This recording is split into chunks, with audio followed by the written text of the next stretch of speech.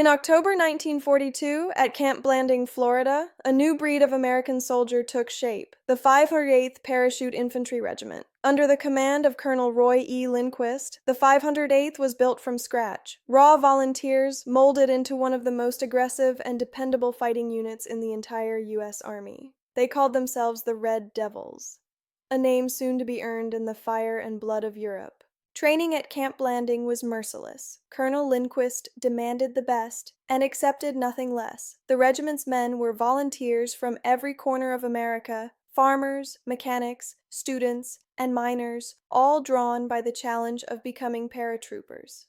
They learned to fight light, strike fast, and rely on their brothers beside them. After earning their wings at Fort Benning, Georgia, the regiment deployed to Northern Ireland and then Nottingham, England, where they joined Major General Matthew B. Ridgway's 82nd Airborne Division in early 1944. They were young, confident, and ready, but nothing could prepare them for what lay ahead. On the night of June 5, 1944, the 508th took off from English airfields as part of Operation Overlord, the D-Day invasion of Normandy. Their mission, to seize key bridges and causeways behind Utah Beach, block German reinforcements, and secure the town of Sainte-Mère-Église. It was their first combat jump. As the aircraft crossed the French coast, they flew straight into chaos. Anti-aircraft fire lit up the night sky. Winds scattered the formations. Many C-47s missed their drop zones entirely. Paratroopers were dropped miles from their targets, some near the Murderette River, others deep inside German territory. Many landed alone, cut off, surrounded. But the 508th adapted instantly. In the darkness and confusion, small groups of paratroopers rallied and went on the attack. They ambushed German patrols, cut telephone lines, and seized crossroads. One isolated platoon captured the La Fière Bridge, holding it for days against repeated counterattacks, an action that became one of the most heroic stands of the Normandy campaign.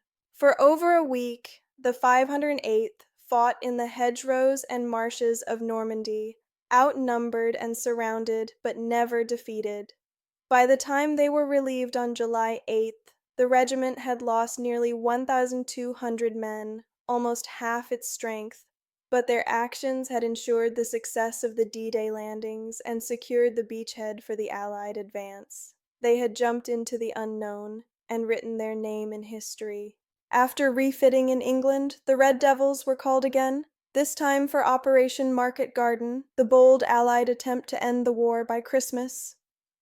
On September 17, 1944, the 508th jumped into Holland in broad daylight, landing near the towns of Groesbeek and Nijmegen. Their orders: secure the high ground overlooking the Dutch-German border and hold it until British armor could link up. The jump was nearly perfect, one of the most accurate airborne drops of the war. Within hours, the 508th had seized its objectives and dug in, but the Germans counterattacked in force. For 9 brutal days, the Red Devils held the Groesbeek Heights against tanks, artillery, and relentless infantry assaults.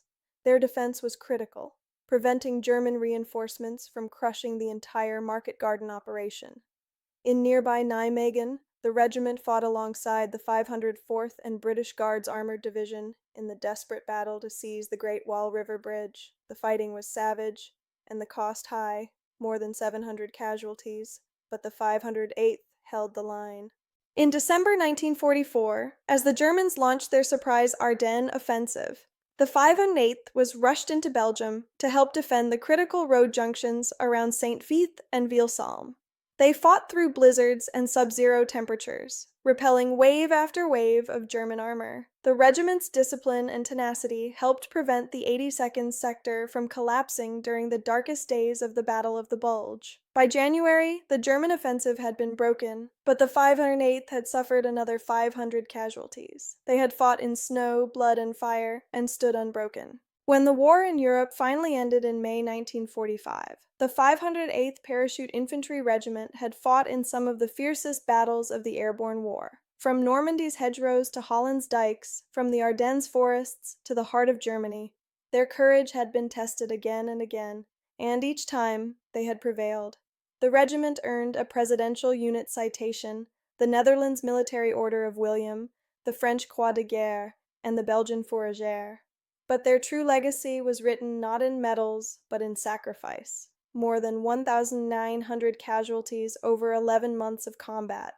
They had jumped into darkness and fought their way into daylight, living up to the creed of every airborne soldier, first in the fight, fearless in the face of fire, and always, always, all the way.